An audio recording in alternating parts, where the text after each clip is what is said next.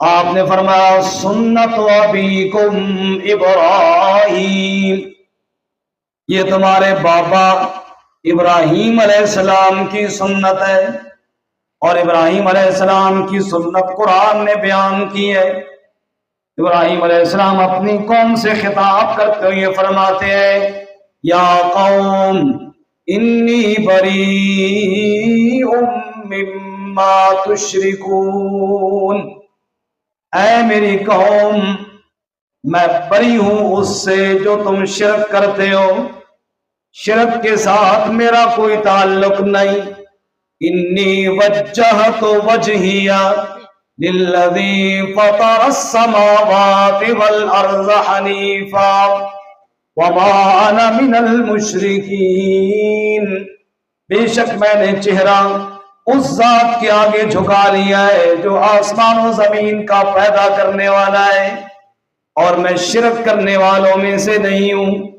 اور میرے نبی صلی اللہ علیہ وسلم بھی جب قربانی کی جانور کو لٹایا کرتے تھے تو ساتھ یہی کلمات کہتے تھے جو ابراہیم علیہ السلام نے فرمائے تھے، اے اللہ میں اپنا چہرہ تیرے آگے جھکا رہا ہوں، قربانی تیرے نام پر کر رہا ہوں، اور میں شرک کرنے والوں میں سے۔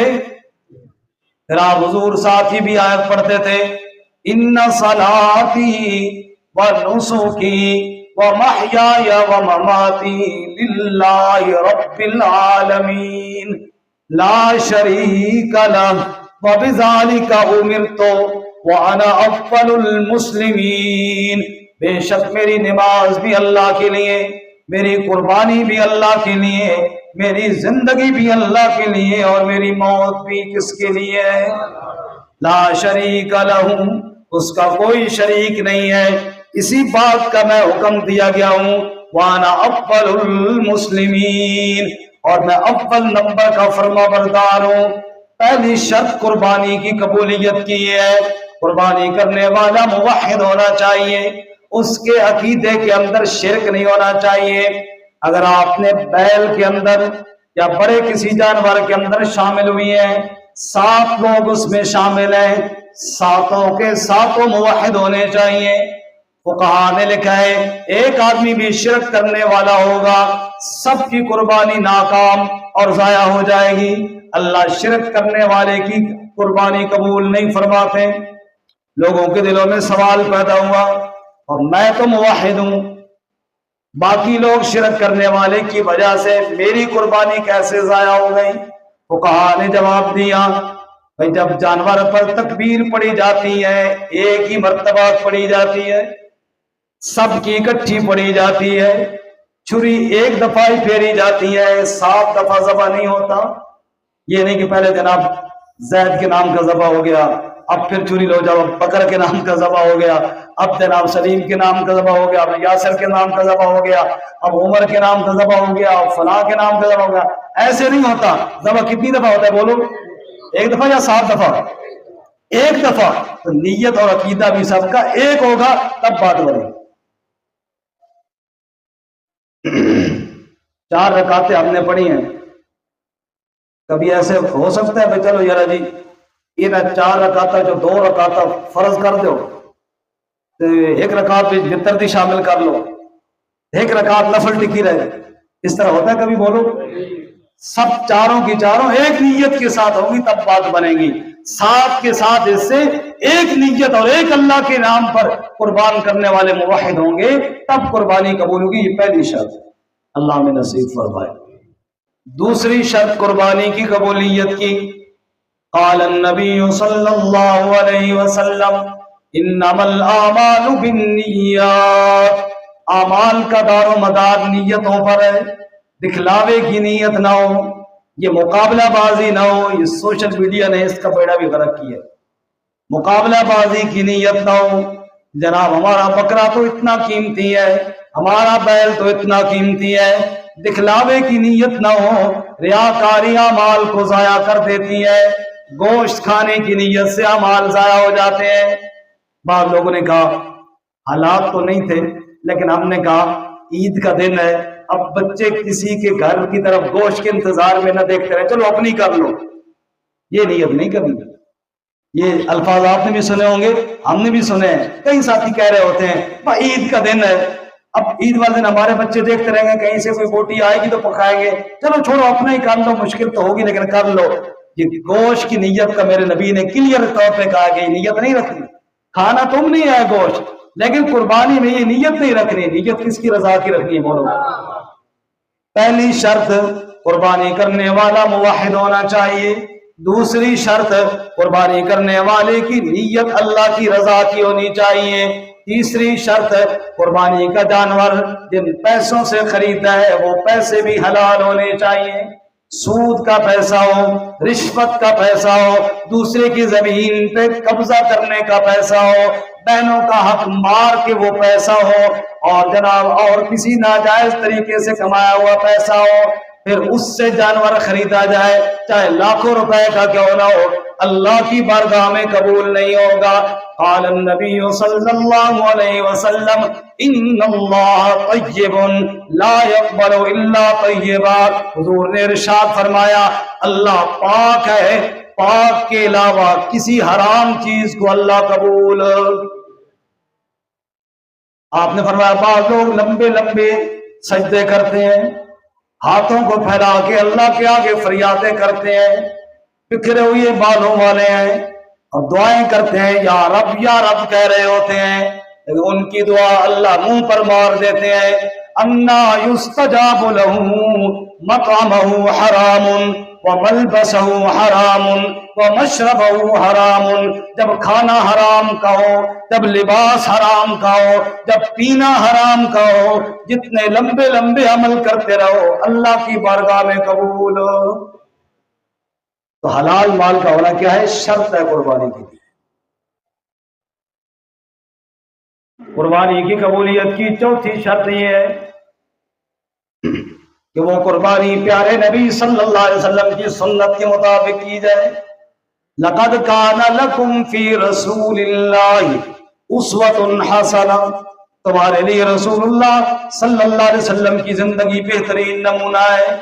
آپ نے حلال پیسوں سے جانور خریدا، آپ موحد بھی ہیں، توحید کو ماننے والے بھی ہیں، آپ نے رضا بھی اللہ کی کر لی ہے، لیکن طریقہ نبی کا اختیار نہیں کیا تو قربانی قبول۔ آپ صلی اللہ علیہ وسلم نے ایک دفعہ عید کی نماز پڑھائی، ایک صحابی کھڑے ہو گئے کہ یا رسول اللہ صلی اللہ، میں نے یہ سمجھا عید کا دن ہے قربانی کا، جس طرح مرضی کر لو، گھر میرا تھوڑا باہر تھا ڈیرے پہ، میں نے سوچا فجر کی نماز پڑھی ہے تو جلدی سے قربانی کر لو، پھر مطمئن ہو کے جائیں گے عید کی نماز پڑھنے کے لیے۔ اے اللہ کے نبی، وہ میں نے تو نماز کے بعد قربانی کر لی، گھر والوں کو کہا سالن پکاؤ، پڑوسیوں کو بھی دے دیا، اور اس کے بعد جناب کھا پی کے تقسیم کر کے اب عید کی نماز کے لیے آ گئے ہو۔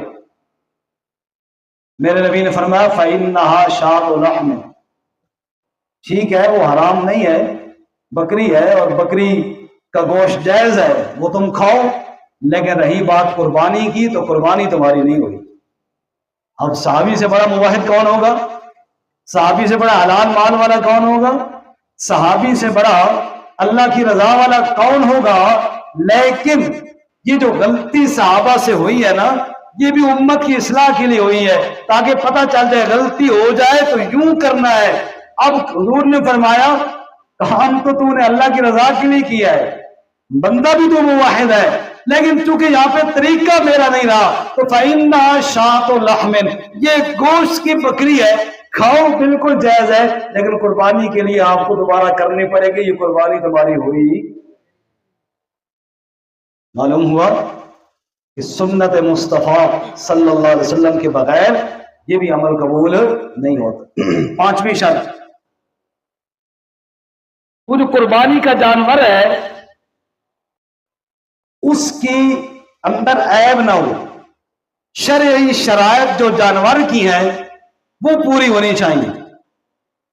حضرت براء بن عازب، بولو رضی اللہ تعالی، ابو داؤد شریف میں حدیث ہے، براء بن عازب رضی اللہ تعالیٰ عنہ ایک دن لوگوں کے درمیان میں کھڑے ہوئے بیان کے لیے، جیسے ابھی میں کھڑا ہوں آپ کے سامنے، حضرت برا ابن عازب نے بتایا کہ کون سے جانور ہیں جن کی قربانی نہیں کی جا سکتی. اب سارے حضرات میری طرف دیکھیں ذرا. یوں 4 انگلیوں کا اشارہ کیا، 4 انگلیوں کا اشارہ کیا. فرمان لگے کہ ہم نبی صلی اللہ علیہ وسلم کے پاس تھے اور جیسے میں کھڑا ہوں ایسے حضور کھڑے ہوئے تھے بیان کے لیے، اور جیسے میں نے انگلیوں کا اشارہ کیا ایسے اللہ کے نبی نے بھی 4 انگلیوں کا اشارہ کیا تھا. اب یہاں ایک بڑی دلچسپ بات حضرت برا ابن عازب نے فرمائی، کیونکہ اپنے ہاتھ کی انگلیوں کو تشبیہ دی نبی کی انگلیوں کے ساتھ، فوراً آنکھوں میں آنسو بھر آئے. کہنے لگے انامی اکثر من اناملہ صلی اللہ علیہ وسلم. اور لوگوں ایک بات یاد رکھنا، یہ 4 کا اشارہ تو میں کر رہا ہوں لیکن میری انگلیاں بہت کم شان والی ہے، محمد پاک کی انگلیاں بڑی شان والی تھی. حضور کی انگلیوں جیسی میری انگلیاں ہیں نہیں، میں اشارہ 4 کا کر رہا ہوں.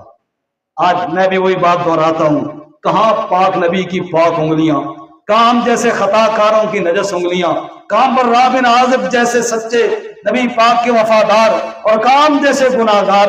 لیکن مسئلہ جو بتایا وہ یہ ہے، حضور نے فرمایا وہ جانور جو کانا ہو، جس کی آنکھ ضائع ہو جائے، اس کی قربانی جائز ہے. ہم کہتے ہیں قادیانیوں سے، بے وقوفو تسی ساڈے کول کانا نبی منوان تے لگے ہوئے، تسی ساڈے کول کانا نبی منوان تے لگے ہو. اسی کانا بکرا نہیں لینے، اسی کانا ویڑا نہیں قبول کرنے. کانا جانور قبول نہیں ہے قربانی میں، عیب دار قبول نہیں ہے. حضور نے فرمایا تھا وہ جس کی بیماری بڑی واضح ہو، ایسا بیمار جب بیچارہ بیمار ہے دیکھنے سے پتہ چل رہا ہے. بعد دفعہ ہمارے ہاں جو اجتماعی قربانی ہوتی ہے یہ وقف قربانی ہے، وہ وقف قربانی والے جانور جا کے ذرا دیکھا کرو، ماشاءاللہ سب لوگ ایسے نہیں کرتے لیکن اللہ ماشاءاللہ کہیں کہیں دیکھا کرو، وہ وقف قربانی والے جانور ماشاءاللہ چھری پھیرنے سے پہلے ہی تڑپ رہے ہوتے ہیں. ایسے جاندار ماشاءاللہ، ایسے بیمار وہ جناب یہ کہ وقف صدقے والی قربانی ہے جی. تو حضور نے فرمایا ایسا بیمار جس کی بیماری واضح ہو اس کو جناب جائز نہیں ہے. حضور نے فرمایا ایسا لنگڑا جس کا لنگڑا پن واضح ہو وہ جائز نہیں ہے. اور آپ صلی اللہ علیہ وسلم نے ارشاد فرمایا یہ عیب دار جس کی وجہ سے قیمت کم ہو جاتی ہے وہ جائز نہیں ہے. اور اس کی جو شرعی عمر ہے جیسے بکرے کی 1 سال ہے، اور اسی طرح بیل کی آپ کے علم میں 2 سال ہے، اور اونٹ کی 5 سال ہے. آخر میں ایک چھوٹا سا مسئلہ عرض کر دوں، آج کل یہ اکثر ساتھی پوچھ رہے ہیں یہ جو دوندا ہونا ہے یہ نشانی ہے کہ ابھی اس کی عمر پوری ہو گئی ہے.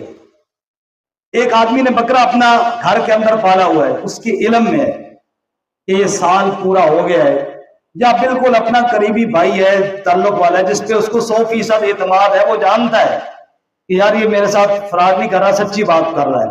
سال سے اوپر کا بکرا ہو گیا، ابھی دانت اس کے نہیں گرے، وہ دوندا نہیں ہوا ہے، تو عمر پوری ہے تو جائز ہے. یہ ایک نشانی ہے، پائی جائے تو اچھی بات ہے، نہ پائی جائے تو جائز ہے. لیکن عموماً آج کل ہم جانتے ہیں مارکیٹوں میں جھوٹ بڑا عام ہو گیا ہے، تو بس بیچنے کے لیے ویسے بھی کہہ دیتے ہیں، تو بغیر تسلی کے عمر کم ہوئی تو پھر جائز نہیں ہوگا، عمر پوری ہے تو پھر جائز ہے.